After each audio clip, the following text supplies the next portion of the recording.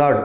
ప్రభునందు ప్రియులరా, ప్రభు అయిన యేసుక్రీస్తు నామమున ముందుగా మీకు అందరికీ నా హృదయపూర్వక శుభాభినందనలు.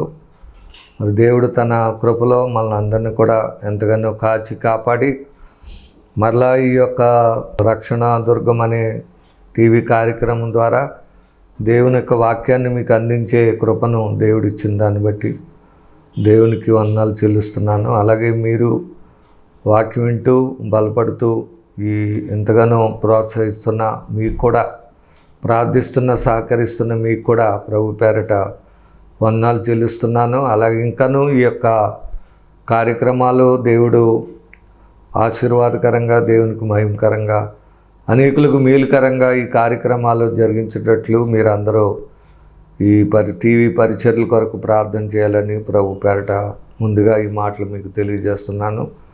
దేవుడు మిమ్మల్ని దీవించి ఆశీర్వదించును గాక. మరి ఈరోజు దేవుడు మనకిచ్చే వాక్య భాగాన్ని మనం చదువుకుందాం. దేవుని పరిశుద్ధ గ్రంథములో నుండి ఇర్మియా గ్రంథము 17వ అధ్యాయము 5వ వచనం మనం చదువుకుందాం. యెహోవా ఇలాగు సెలవిచ్చున్నాడు, నరులను ఆశ్రయించి శరీరులను తనకు ఆధారముగా చేసుకొనుచు తన హృదయమును యెహోవా మీద నుండి తొలగించుకునివాడు శాపగ్రస్తుడు. వాడు ఎడారిలోని ఆరుహా వృక్షము వలె ఉండును. మేలు వచ్చినప్పుడు అది వానికి కనబడదు.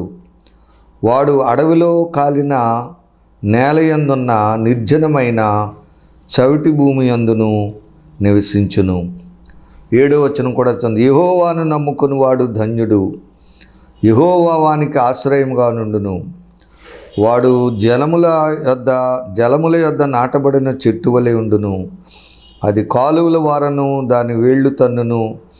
వెట్ట కలిగినను దానికి భయపడదు. దాని ఆకు పచ్చగా నుండును. వర్షము లేని సంవత్సరములు చింతనందదు, కాపు మానదు.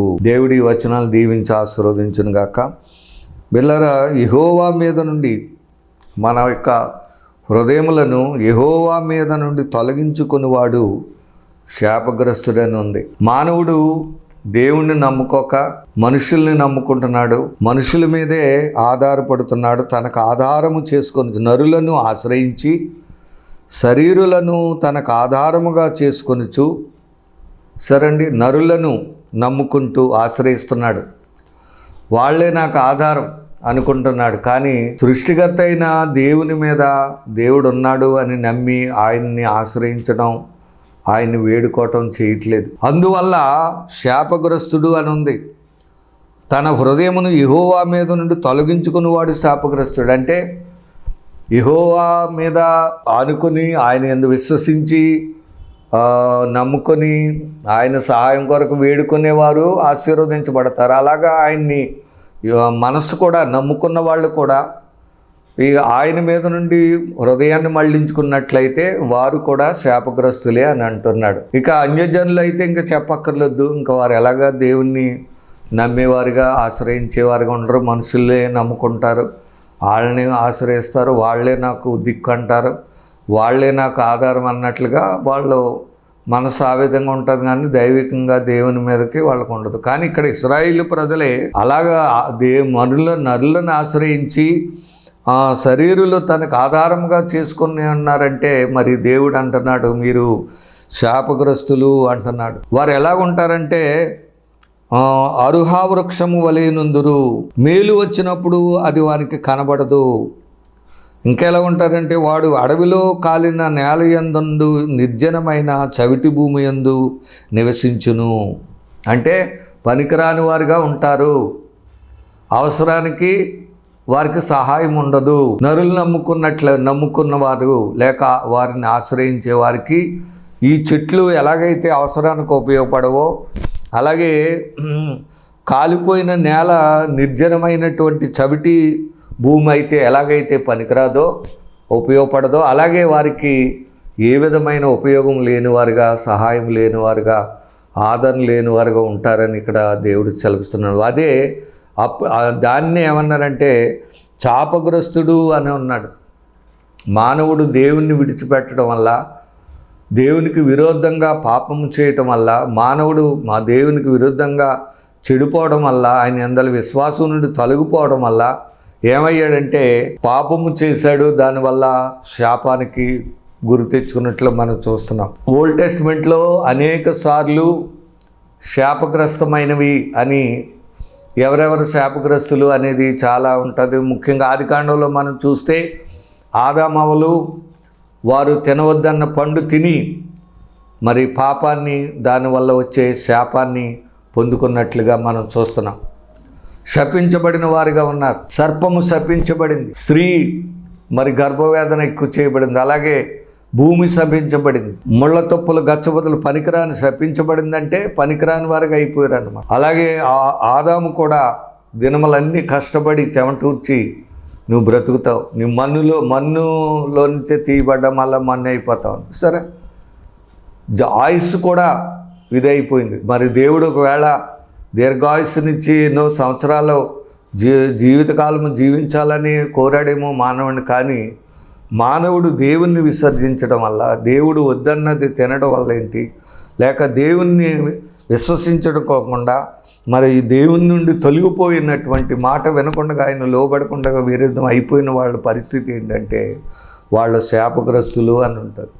అలాగే ద్వితీయోపదేశ కాండంలో కూడా అనేక సార్లు ఆశీర్వదించబడిన వారు ఇలాగ మనం 28 అధ్యాయంలో మనం చూస్తే ఈ ఆశీర్వాదము నొందినవాడు ఇలా ఆయన మాట విని దాని ప్రకారంగా చేసేవాడు ఆశీర్వదించబడతాడని, ఆయన మాట విననివాడు ఇలా శాపించబడతాడని, పొలంలో అన్నిటిలో కూడా ఆశీర్వాదం ఉంటే అన్నిటిలోనూ ఉంటుంది, శాపం అనేది ఉంటే అన్నిటిలోనూ కూడా ఉంటుంది. కాబట్టి ఈ విధంగా మానవుడు ఈరోజు మనం నేర్చుకునేది ఏంటంటే, యెహోవా మీద నుండి కొని దేవుని నుండి విసర్జించబడి, దేవుణ్ణి నమ్ముకోక యెహోవాను విశ్వసించక మానవుడు ఆయన నుండి తొలగిపోయి శాపగ్రస్తుడయ్యాడు, పాపానికి లోనైపోయాడు.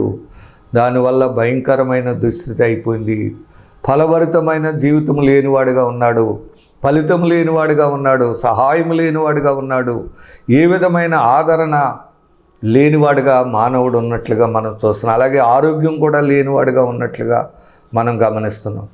ఇది మానవుని యొక్క పరిస్థితి. నేటి కాలంలో మానవులు దేవుణ్ణి విశ్వసించక, ఆయన యందు దేవుణ్ణి నమ్ముకోక, ఆయన్ని ఆశ్రయించక, ఆయన సన్నిధిని ప్రార్థన చేయక, ఏ విషయాలున్నా ఆయనతో చెప్పుకుని ఆయన సహాయం వేడుకోకపోవడం వల్ల మానవుడు ఏమవుతున్నాడంటే శాపగ్రస్తుడవుతున్నాడు. వాక్యం వింటున్న దేవుని బిడ్డలారా, మరి ఈరోజు నువ్వు ఏ విధంగా ఉన్నావు? దేవునిని నమ్ముకొని నీ అవసరాల నిమిత్తం ఆయన్ని ఆశ్రయిస్తూ, ఆయన ప్రార్థిస్తూ, ఆయన వేడుకొని, ఆయన ద్వారా దీవించబడి ప్రతి విధమైన ఫలము, ఆశీర్వాదం, మేలు పొందుకునే బిడ్డగా నీవు ఉన్నావా?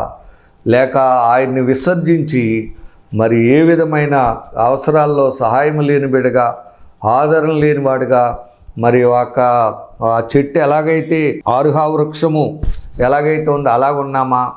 లేక నిర్జనమైన చవిటి భూమిలో నివసించే వారంగా ఉన్నామా అనేది ఈరోజు ఈ వాక్యాన్ని బట్టి మీరు అందరూ గమనించుకోవాలని మనం చేస్తున్నాను.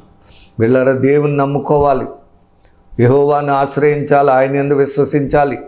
అందుకని ఇక్కడ చూడండి 7వ వచనంలో ఉంది, యెహోవాను నమ్ముకున్నవాడు ధన్యుడు, యెహోవా వానికి ఆశ్రయముగా నుండును. దేవుడే మనకు ఆశ్రయముగా ఉంటాడు, ఆదుకునేవాడుగా ఉంటాడు, ఆదరణకర్తగా ఉంటాడు, దుర్గముగా, కొండగా, కోటగా మనల్ని అన్ని విధాల సహాయం చేసి ఒక ఫలభరితమైన జీవితాన్ని జీవించే వ్యక్తులుగా దేవుడు మనల్ని చేయగలడు. ఈరోజు నీ విశ్వాసం నువ్వు ఎలాగున్నావు? దేవుని మీద ఆనుకొని జీవించే విశ్వాసిగా నువ్వు ఉన్నావా? లేక నరులు నమ్ముకొని వారి సహాయం కోరుకుంటూ వారిని ఆశ్రయిస్తూ వాళ్ళే నాకు ఆధారం అనుకుని పాడైపోయిన బిడ్డగా నువ్వు ఉన్నావా? ఏ విధంగా ఉన్నావు అనేది ఈరోజు పరీక్ష చేసుకోవాలని కూడా వాక్యాన్ని బట్టి మనం చేస్తున్నాం. ఇటు విధంగా ముఖ్యంగా సువార్త ఏంటంటే, ఒకవేళ మనం నమ్మి రక్షణ లేని బిడ్డలమైన మనం, రక్షణ లేని వారు, అలాగే నరులు శరీరాలను ఆశ్రయం చేసుకుని వారే మనకు సహాయమని జనరల్గా ప్రతి మానవుడు కూడా అలాగా దేవుణ్ణి తెలియనప్పుడు అలాగ ప్రతి మానవుడు అనుకుంటారు. నా బిడ్డలే నాకు ఆధారం, లేకపోతే మా బంధువులే నాకు ఆధారం, మా ఊరి వారే నాకు తోడు, లేకపోతే మా ఉద్యోగస్తులే నాకు సహాయం అని ఓ లోకరీతిగా వారి ఆదాయాన్ని బట్టి, వారిని విధానం బట్టి అనుకుంటాం. కానీ వారు కూడా అవసరాన్ని బట్టి మనకు సహాయం చేయలేరు, కష్టముల్లో మనల్ని ఆదుకోలేరు, తగిన సమయంలో మనకు సహాయం చేయలేరు. కానీ మరి నిజంగా దేవుణ్ణి మనం నమ్ముకుంటే, ఆయన్ని ఆశ్రయిస్తే ఖచ్చితంగా మనం ధన్యులమవుతాం, మనకు మేలు కలుగుతుంది, మన సహాయం మనకు అన్ని విధాల ఆయన సహాయం దొరుకుతుందని ఈరోజు ఈ సువార్తను బట్టి నేను మీకు మనవి చేస్తున్నాను. దేవునికి స్తోత్రం. బిడ్డలారా, అందుకొరకే ప్రభు అయిన యేసుక్రీస్తు వారు ఈ లోకానికి రావడం గల కారణం ఏంటంటే, ఇక్కడ వ్రాయబడి ఉన్నది గలతీ పత్రికలో మనం చూసినట్లయితే, అక్కడ ధర్మశాస్త్రము సంబంధమైన చూడండి 3వ అధ్యాయము 10వ వచనంలో మనం చూస్తే, ధర్మశాస్త్రము విధించిన క్రియలకు సంబంధులందరూ శాపమునకు లోనై ఉన్నారు. సరే, మాకు ధర్మశాస్త్రం ఉంది, మాకు అవి ఉన్నాయి, మాకు ఇవి ఉన్నాయి, మాకు అది ఉంది, మాకు ఇది ఉన్నదని అంటారు. కానీ యూదులు ఏమో ధర్మశాస్త్రం ఉందని ప్రభువుని ఇక్కడ తెలుసుకోలేదు. ధర్మశాస్త్రం మాకు ఉందన్నట్లుగా ఆయన రిజెక్ట్ చేశారు. కానీ ధర్మశాస్త్రం అందున్నవారు కూడా దాన్ని విధించిన క్రియలను సంబంధులందరూ కూడా శాపమునకు లోనై ఉన్నారు. ఎందుకనగా ధర్మశాస్త్ర గ్రంథమందు వ్రాయబడిన విధులన్నీ చేటి అందు నిలకడగా ఉండని ప్రతివాడును శాపగ్రస్తుడని వ్రాయబడి ఉంది. సరే, నువ్వు ధర్మశాస్త్రాన్ని ఆచరిస్తున్నావు అనుకో, అందులో వ్రాయబడిన విధులన్నీ కూడా చేటి అందు నిలకడగా ఉండాలి. అందులో ఏమైతే ఉందో అందులో ఒక్క ఆజ్ఞ కూడా నువ్వు తప్పిపోవడానికి వీల్లేదు. తప్పిపోయావంటే ఇంక నువ్వు శాపగ్రస్తుడివే. అర్థమైందండి? ఆజ్ఞలన్నిటిని కూడా నువ్వు అనుసరిస్తున్నప్పుడే, నిలకడగా ఉన్నప్పుడే నువ్వు ధర్మశాస్త్రం నెరవేర్చిన వాడు అవుతావు. అలాగే ఏది నిలకడగా ఉన్న ప్రతివాడు కూడా శాపగ్రస్తుడని. అంటే అనేక విషయాల్లో మనం తప్పిపోతున్నాం, అనేక విషయాల్లో పాడైపోయిన వారికి ఉంటున్నాం, ధర్మశాస్త్రాన్ని మీరుతూ ఉన్నారు మనుషులు. కాబట్టి యూదులు అనుకుంటున్నారు మాకు ధర్మశాస్త్రం ఉందని. అలాగే అన్ని మతాల వారు కూడా మాకు ఇది ఉంది, మాకు అవి ఉన్నాయి, మాకు బోల్డ్ ఉన్నాయి అనుకుంటున్నారు. కానీ అది మీరు చేయలేనప్పుడు అది మీకు పాపాన్ని, శాపాన్ని తీసుకొచ్చి భయంకరమైన దుస్థితిని మీకు కలగజేస్తున్నట్లుగా మనం చూస్తున్నాం. ఉదాహరణకి దేవుడు ఏ మానవుణ్ణి కూడా మనము రిజెక్ట్ చేయకూడదని ఉంటుంది బైబిల్లో. ఏ మానవుడు అపవిత్రుడని మనం ఎంచకూడదు. ఏ మానవుడిని వాడు తక్కువ వాడని లేక అంటరాని వాడని కానీ పాపి అని కానీ మనం అనకూడదు. అది నేరం. మనకి హైందవ విధానంలో కూడా చెప్తారు కదా, అంటరానితనం ఒక నేరం అని. సరే, కానీ వాళ్ళేమనుకుంటున్నారు, మేము మహాభక్తులం అనుకుంటున్నారు. ఏది ముట్టుకోవట్లేదు, మమ్మల్ని ఎవరు ముట్టుకోనడానికి ఇల్లేదు, మేము ఎవరిని ముట్టుకోమన్నట్టుగా అనుకుంటున్నారు వాళ్ళు. ఒక వ్యత్యాసం కానీ మా దేవుడు ప్రతి మానవుణ్ణి కూడా, దేవుడు అయితే అంటున్నాడు ప్రతి మానవుణ్ణి పవిత్రుడిగా చేసినట్లుగా వాక్యం చెప్తా ఉంది. అర్థమైందంటే కొందరు ఏమో అపవిత్రులు కానీ కొందరు మంచివాళ్ళు కానీ చేయలేదు. దేవుడు అందరినీ కూడా దేవుడే చేశాడు, ప్రతి మానవుణ్ణి దేవుడే సృష్టించాడు. కాబట్టి అవి న్యూ టెస్ట్మెంట్లో అనేక సార్లు దేవుడు యూదులకి, ఉదాహరణకి పేతురు గారు ఉన్నారు. పేతురు గారు అపోస్తులు అయినప్పటికీ అతడు యోదయ ధర్మశాస్త్ర ప్రకారంగానే అన్యజనుల దగ్గరికి వెళ్ళి భోజనం చేయడం కానీ వారితో కలిసి ఉండడం కానీ ఉండేవాడు కాదు. ఇది ప్రభువుని తెలుసుకొని ఒక అపోస్తులుగా ఉన్నవాడు కూడా ధర్మశాస్త్రాన్నే అనుసరిస్తున్నాడు. ఇప్పుడు కొర్నేలు ఇంటికి వెళ్ళేటప్పుడు అది తెలుసుకున్నాడు, ఆ సత్యం తెలిసింది. అప్పుడు అంటున్నాడు, అక్కడికి వెళ్ళి ఏమంటున్నాడంటే నిజంగా దేవుడు పక్షపాతి కాడని తెలుసుకున్నాను అంటున్నాడు. హల్లెలూయా. ఈరోజు మీరు కూడా తెలుసుకోవాలి, ఎవరిని కూడా విసర్జించకూడదు. ఇటు పలానా వాడు ఇటు పాపి అని కానీ అంటరాని అనకూడదు ఎవరిని కూడా. ఎందుకంటే దేవుడు వారిని ఎన్నుకుంటాడు. ఇక్కడ కొర్నేలి ఏ జనములో అతను దేవుని యందు భయభక్తులు కలిగి ప్రార్థన చేసేవాడు కాబట్టి దేవుడు దూత ఆయన దగ్గర పంపించి అతనితో మాట్లాడి యుప్పేకు మనుషులను పంపి అక్కడ పేతురని తీసుకొచ్చి వాక్యం వినిపించినట్లుగా మనం చూస్తున్నాం. ఈయనైతే అన్యజనుల దగ్గరికి వెళ్ళి భోజనం చేయడం కాబట్టి అందుకని ముందు దర్శనమిచ్చాడు. ఏమనంటే ఒక దుప్పటి, ఆయన 4 చెంగులతో దుప్పటి ఎదరికొచ్చింది. అందులో 4 కాళ్ళ జంతువులు, పక్షులు, రకరకాల పురుగులు ఉన్నాయి. అవి తినమంటున్నాడు దేవుడు. ఈయన అంటున్నాడు, వద్దు ప్రభా, నిషిద్ధమైనది ఏది కూడా నేను తినలేదు, ఏది కూడా ముట్టుకోలేదు అంటున్నారు. కొంతమంది కొన్ని వాటిని తినరు, ఎందుకంటే నిషిద్ధమైన అంటారు. కానీ దేవుణ్ణి నమ్ముకున్న వాళ్ళు అన్నీ తినాలి. నువ్వు పలానా తిందంటే నువ్వు ఇంకా ధర్మశాస్త్రంలో ఉన్నట్టే లెక్క. దేవుడు నీకు చెప్పింది, దేవుడు నీకు పెట్టింది ఏదైనా నువ్వు తినాలి. అదే నేర్పాడు అక్కడ. ముమ్మారు దేవుడు అడిగారు, నువ్వు దేవుడు పవిత్రమైన వారు నువ్వు ఎందుకు తినొద్దు అంటున్నావంటే, ఓ లేదు ప్రభువా, లేదు ప్రభు అన్నాడు తప్ప తినలేదు. ఈరోజు అలాగే మానవులు కూడా దేవుణ్ణి నమ్ముకున్నాం అన్నారు, ఒకళ్ళని ముట్టుకోరు, ఒకళ్ళు తిన్నాయి తినరు, వాళ్ళు తిన్నాయి నీళ్ళు తినరు. అది క్రైస్తత్వం కాదు. క్రైస్తవులు అంటే మనము తిననటువంటిది కానీ, మనం వెళ్ళని ప్లేస్ కానీ, వెళ్ళని ఇల్లు కానీ, అది పేదవాళ్ళ ఏ వర్గం వాళ్ళైనా ప్రతి ఇంటికి మనం వెళ్ళాలి, ప్రతి వారికి సువార్త చెప్పాలి, వారు ఏది పెడితే అది తినాలి. ఇది క్రైస్తత్వం. అది కానిది, అలా లేనప్పుడు నువ్వు శాపగ్రస్తుడివే. ఆ అనుభవం నీకు రానప్పుడు నీలో పాపం ఉన్నట్లు లెక్క. ఆ పాపమే నీ శాపాన్ని గుర్తు చేస్తుంది. రేపొద్దున నీకు ఆదరించేవారు ఎవరుంటారు? నిన్ను కాపాడే దేవుడే కదా, కాపాడాలి కదా. ఆ దేవుడు చెప్పినట్లు నువ్వు ఆ దేవుని యందు విశ్వాసం ఉంచి ఆయనని ఆశ్రయించే బిడ్డగా నువ్వు ఉండి ప్రార్థన చేసినప్పుడు ఆ ఫలితం నీకు కావాలంటే, నువ్వు ఆశీర్వదించబడాలంటే నీవు కూడా దైవికమైన మనసు కలిగి ఉన్నప్పుడే మనం కూడా ఫలిస్తాం. బిడ్డలారా, ఇది రక్షణ పొందిన తర్వాత ఈ అనుభవం మానవులైన మనకు దొరుకుతుంది. ఇంతకుముందు మనం భేదములు పెట్టుకుని ఉండేవారం. ఒకరికొకరు హద్దులు, సరిహద్దులు ఉంటాయి, గోడలు. ఒకరితో ఒకరు మాట్లాడకుండా వాళ్ళు ఎక్కువ, వీళ్ళు తక్కువ, వాళ్ళు అంటరాని వారు, వీళ్ళు అగ్రకులస్తులని రకరకాలైన లోకములు వ్యత్యాసాలు ఉంటాయి. కానీ బైబిల్లో చెప్తుంది ఏ భేదము లేదు. అది లోకంలో ఉన్నాయి భేదాలు, కానీ దేవునిలో ఏ భేదం లేదు. అందరూ పాపము చేసి దేవుడు అనుగ్రహించు మహిమను పొందలేకపోతున్నారు. కాబట్టి ఇప్పుడు యేసయ్య అందరినీ రక్షించాలనే ఉద్దేశంతో ఇది సువార్త, గుడ్ న్యూస్. నువ్వు పాపములో ఉండి ఆ శాపములో ఉండి నశించి అంటే నరకానికి వెళ్ళిపోతున్నాడు. ఇప్పుడు ఎంతకేంటి ఆ పాపం, దానివల్ల శాపం, తర్వాత మరణం. ఏంటది? ఆరని అగ్నిగుండం. అందుకే జక్కయ్య ఇంటికి వెళ్ళినప్పుడు లాస్ట్లో 19:10 ఉంటుంది, నశించిన దానిని వెదకి రక్షించడానికి యేసుప్రభు వచ్చాడు. నశించిపోతున్నాడు మానవుడు. పాపములో ఉండి పాపములో దానివల్ల వచ్చే శాపాన్ని అనుభవిస్తూ నరకంలో పడిపోతున్నాడు, నాశనం అయిపోతున్నాడు, నశించిపోతున్నాడు.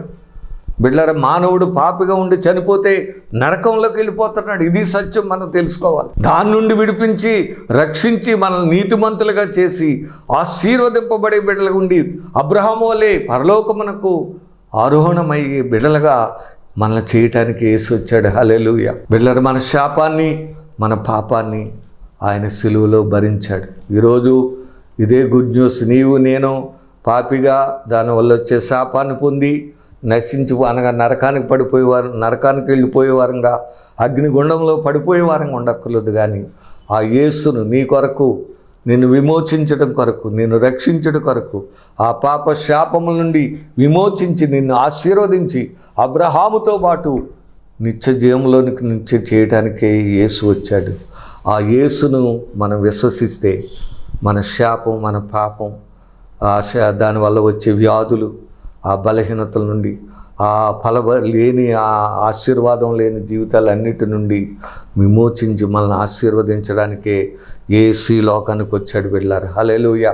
కాబట్టి ఇక్కడ రాయబడి ఉంది, ఇలాగ మానవుడు ఏదో ధర్మశాస్త్రం ఉందంటున్నాడు, ఏదేదో చేస్తా అంటున్నాడు. కానీ ఆ పాపంలోనే, దానివల్ల వచ్చే శాపంలోనే, ఇందాక చెప్పాను కదా, పేతురు గారు ఇదేనప్పటికీ అతను అన్యజనుల దగ్గరికి వెళ్ళి భోజనం వాళ్ళ ఇంటికి వెళ్ళి వాక్యం చెప్పేవాడిగా లేడు. కానీ దేవుడు ఆయనతో మాట్లాడి, దేవుడు నిజంగా దేవుడు పక్షపాతి కాడు. ఏ జనములైనా, ఏ జాతులను ఆయన్ని విశ్వసించిన వారిని ఎవరినైనా రక్షించడానికి ఆయన ఇష్టంగా ఉన్నాడని అక్కడ ఒక గొప్ప సందేశాన్ని యేసుక్రీస్తు అందరికీ ప్రభు అనే గొప్ప సువార్తను అక్కడ చెప్పాడు. అప్పటి వరకు యూదులకే యేసు ప్రభు అనుకున్నాడు, కానీ యేసుక్రీస్తు అందరికీ ప్రభు అని చెప్పాడు అక్కడ. హల్లెలూయా. ఈరోజు నేను కూడా మీకు చెప్తున్నాను, యేసుక్రీస్తు అందరికీ ప్రభు. Jesus Christ is the lord of all, is the saviour of the world. లోకరక్షకుడైన నిన్ను, నన్ను, ప్రతి మానవాళ్ళని రక్షించి బాగు చేయడానికి లోకానికి వచ్చాడు. అట్టి దేవుని నువ్వు, అట్టి రక్షకుడిని విశ్వసించకపోతే నీకు రక్షణ ఎలా దొరుకుతుంది? నువ్వు ఎలాగ ఆశీర్వదించబడతావు? ఏ విధంగా నిత్యజీవం పొందుకుంటావు? అది అసంభవం. కనుక ఈరోజు వాక్యం ద్వారా దేవుడు నీతో మాట్లాడుతున్నాడు. చూడండి, అక్కడ రాయబడి ఉన్నది, ధర్మశాస్త్రము చేత ఎవడును దేవుని ఎదుట నీతిమంతుడును తీర్చబడని సంగతి స్పష్టమే. ధర్మశాస్త్రం ఆచరించడం వల్ల, వాటి పనులు చేయడం వల్ల ఎవడు దేవుని ఎదుట నీతిమంతుడు తీర్చబడ్డ సంగతి. నీతిమంతుడు విశ్వాస మూలముగా జీవించును. ధర్మశాస్త్రము విశ్వాస సంబంధమైనది కానీ దాని విధులను ఆచరించువాడు వాటి వలనే జీవించును. ఆత్మను గూర్చిన వాగ్దానము విశ్వాసం వలన మనకు లభించినట్లు అబ్రహాము పొందిన ఆశీర్వచనము క్రీస్తు యేసు ద్వారా అన్యజనులు కలుగుటకై అబ్రహాము పొందిన ఆశీర్వచనము.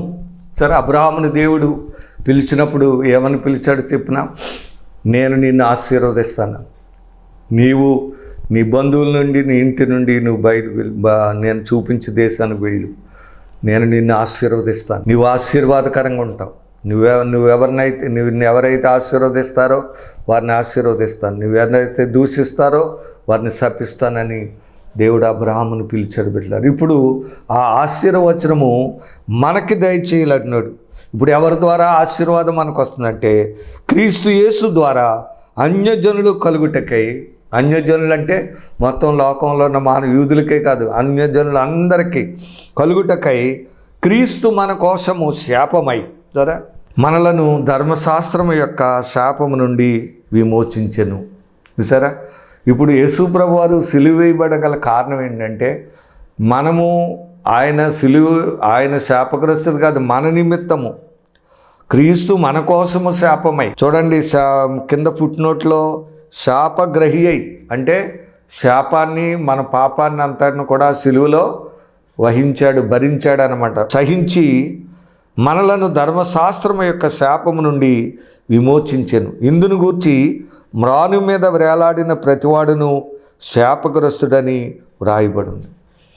సరే, ఇప్పుడు మనం చేయవలసిన పని ఏంటంటే ఆ శాపాన్ని, ఆ పాపాన్ని, మన పాపాన్ని, మన శాపాన్ని ఆ సిలువలో ఆయన భరించి మనలను విమోచించే క్రియ ఆయన చేశాడు కనుక ఇప్పుడు మన పాపం నుండి మనం విమోచించబడాలంటే మన కొరకు శాపమై సిలువను భరించిన ఆ యేసును మనం నమ్ముకోవాలి. ఎప్పుడైతే మనం ఆయన నమ్ముకుంటామో, యేసే నమ్ముకుంటామో, మన శాపం, మన పాపం పోయి మనము అబ్రహాము పొందిన ఆ ఆశీర్వచనము మనం కూడా దొరుకుతూ ఉంది. హల్లెలూయా. కాబట్టి మన శాపాన్ని, మన పాపాన్ని యేసు సిలువలో సహించి భరించి మనం పొందవలసిన శిక్షను ఆయన పొంది మనలను ఆ పాప శిక్ష నుండి మనలను విమోచించి మనల్ని రక్షించి మోక్షములో చేర్చుట కొరకై యేసు సిలువ వేడాడు. ఈ సువార్త మనం అందరూ తెలుసుకోవాలి. అందుకు యేసును అందరూ కూడా నమ్ముకోవాలి. అప్పుడే మన పాప శాపముల నుండి మనకు విడుదల పొంది ఆశీర్వదించబడతామనే సత్యం మనం తెలుసుకోగలుగుతున్నాం. అలాగే రోమాపత్రికలో కూడా ఒక మాట మనం చదువుకుందాం. చూడండి, 10వ అధ్యాయం రోమా 10:9 ఉంది. అదేమనగా యేసు ప్రభు అని మనం నోటితో ఒప్పుకొని దేవుడు మృతుల్లో నుండి ఆయన లేపిన నీ హృదయమందు విశ్వసించిన ఎడల నీవు రక్షించబడదువు. ఏలైనగా నీతి కలుగునట్లు మనుషుడు హృదయంలో విశ్వసించును, ఆ రక్షణ కలుగునట్లు నోటితో ఒప్పుకొను. నోటితో ఒప్పుకోవాలి ఏమని, యేసు ప్రభు అని, రక్షకుడని. ఆయనే నా ప్రభు, నా రక్షకుడని, is my lord and saviour. ఆయనే నా రక్షకుడు, నా ప్రభు అని నువ్వు హృదయంలో విశ్వసించాలి, నోటితో ఒప్పుకోవాలి. ఏలయనగా ఆయన యందు విశ్వాసముంచువాడు ఎవడును సిగ్గుపరచబడడని లేఖనము చెప్పుచున్నది. యూదుడని గ్రీసు దేశస్థుడని భేదము లేదు. సరే, ఆ వారు వీరు యూదులని, లేకపోతే ఇంకో వర్గం వారు, మరి హిందువులు లేకపోతే ఇంకొకరు ఎవరనే భేదం లేదు. తనకు ప్రార్థన చేయి వారందరి ఎడల, ఏ వ్యక్తి అయితే ఏ సమస్య విషయంలో, ఏ బాధ విషయంలో, ఏ కష్ట విషయంలో ఆశ్రయిస్తాడో, ప్రార్థిస్తాడో, యేసును నమ్ముకొని ఎవరైనా సరే, ఈరోజు వాక్యం వింటున్న బిడ్డలారా, మీలో ఎవరైనా సరే భేదము లేదు. ఒక్క ప్రభువే అందరికీ ప్రభు అయ్యుండి. సరే, యేసుక్రీస్తు అందరికీ ప్రభు. ఒక్క ప్రభువే అందరికీ ప్రభు. యేసు అందరికీ ప్రభు. లోకము ఆకాశం మారిన నిత్యము ఉండేవాడు యేసయ్యే. కాబట్టి అందరికీ ప్రభు అయ్యండి. తనకు ప్రార్థన చేయు వారందరి ఎడల. సరే, అది ఈ సువార్త చెప్పేది. మేము మీ ఎడల కోరేది ఏం కాదు, ఏదో మాకు ఇవ్వాలని కాదు. మీరు ఆయన్ని తెలుసుకొని ఆయన సన్నిధిలో మీరు ప్రార్థిస్తే, ఆయన్ని విశ్వసించి ప్రార్థిస్తే మీకు కృప చూపుటకు ఐశ్వర్యవంతుడై ఉన్నాడు. ఏలైనగా ప్రభు నామమును బట్టి ప్రార్థన చేయువాడు ఎవడు వాడు రక్షించబడును. కాబట్టి మీరు రక్షించబడాలంటే సువార్త మీరు వినాలి. ఆ సువార్త విన్నప్పుడే కదా రక్షణ దొరుకుతుంది. ఆ రకంగా అందుకొరకే ఈ టీవీ పరిచయాల ద్వారా అనేక విధాలుగా మీకు సువార్త అందించబడాలంటే దైవజనుని పిలవాలి దేవుడు. అలా పిలిచి ఏర్పాటు చేసుకున్నదే ఈ సువార్త. అదే ఈ టీవీ పరిచయాల ద్వారా మీకు సువార్తం. కనుక వాక్యం ఉంటున్న దేవుని బిడ్డలారా, మనము పాపులముగా ఉండి శాపాన్ని పొందుకొని నశించిపోయి నరకంలో పడిపోయి వారంగా ఉండవలసిన పని లేదు. కానీ ఆ పాపాన్ని శాపాన్ని యేసు నీ కొరకు సిలువలో భరించి సహించి నీ కొరకు రక్తము చిందించి ప్రాణం పెట్టిన ఆ యేసును నీవు విశ్వసించినట్లయితే, ఆయనే ప్రభు అని రక్షకుడని నీవు హృదయమందు విశ్వసించి తిరిగి లేచాడని నువ్వు నమ్మినట్లయితే ఖచ్చితంగా మనందరికీ రక్షణ దొరుకుతుంది. నువ్వు ఏది అడిగినా సరే నువ్వు ఆశీర్వదించబడతావు. నీ పనులన్నీ సఫలమవుతాయి. నీవు కోరుకున్నవన్నీ దేవుడు ఇస్తాడు. నువ్వు ఒక ఫలించే చెట్టు వలె ఉంటావు. కనుక ఆ యేసును నమ్ముకొని ఆయన్ని వేడుకుందాం. కరుణామయుడు ఆయన, జాలి చూపేవాడు, నీ ఎడల దయ చూపుతాడు, నీ అవసరాలన్నీ తీరుస్తాడు. కాబట్టి కృప చూపుటకు ఐశ్వర్యవంతుడై ఉన్నాడు. నువ్వు అడగాలే కానీ నీకు ఇవ్వడానికి ఆయన దగ్గర అన్నీ ఉన్నాయి. స్వస్థత ఉంది, రక్షణ ఉంది, ధనం ఉంది, అన్నీ ఉన్నాయి. మంచి జ్ఞానం, తెలివి, బుద్ధి అన్నీ కూడా ఉన్నాయి. కాబట్టి యేసు ఈ లోకానికి ఎందుకు వచ్చాడండి? మనలను ఆ దుష్టత్వం, పాపం, శాపము, దానివల్ల నరకం నుండి మనల్ని విమోచించి మనల్ని ఆశీర్వదించడానికి కావలసిన అన్నీ కూడా మనకు అనుగ్రహించి మనల్ని ఐశ్వర్యవంతులు చేయడానికి వచ్చాడు. అటు యేసును మనం అందరం తెలుసుకొని నమ్మి ప్రార్థించి ఆయన ఇచ్చే రక్షణ, స్వస్థత, మంచి ఆత్మీయ జీవితం కలిగి ఆశీర్వదించబడి పరలోకమునకు వెళ్ళి బిడ్డలుగా మనం అందరం సిద్ధపడాలని దైవజనుడిగా ఈ మాటలు తెలియజేస్తూ ముగిస్తున్నాను.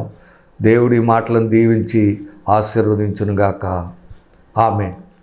ప్రార్థన చేసి చిన్న ప్రార్థన. పరమ తండ్రి, ఈరోజు వాక్యం ద్వారా మీరు మాతో మాట్లాడి ఉన్నారు తండ్రి. మేము పాపముల ద్వారా శాపాన్ని అనుభవిస్తూ అనేక రకాలుగా ఫలభరితం ఒక నిర్జన చెట్లు వలె, భూమి వలె, ఎందుకు పరికరాని వలె ఈ రోజున మేము ఉన్నామనే మాట మాకు తెలియజేశారు నాయన. ఏ పని చేసినా అది మాకేం అది ఫలభరితంగా ఉండట్లేదు, అభివృద్ధి అనేది కలగట్లేదు, ఆశీర్వాదం పొందుకోలేని వారంగా ఉన్నాం. కారణం ఏంటంటే మేము పాపము దానివల్ల వచ్చే శాపానికి గురైపోయి ఏదో ధర్మశాస్త్రం అనుకుంటున్నాం, కానీ అది దానివల్ల వచ్చే శాపానికి లోనైపోయి ఉన్నామని వాక్యం చెప్తున్నట్లుగా అలాగా ఏది మమ్మల్ని విడిమోచించట్లేదు.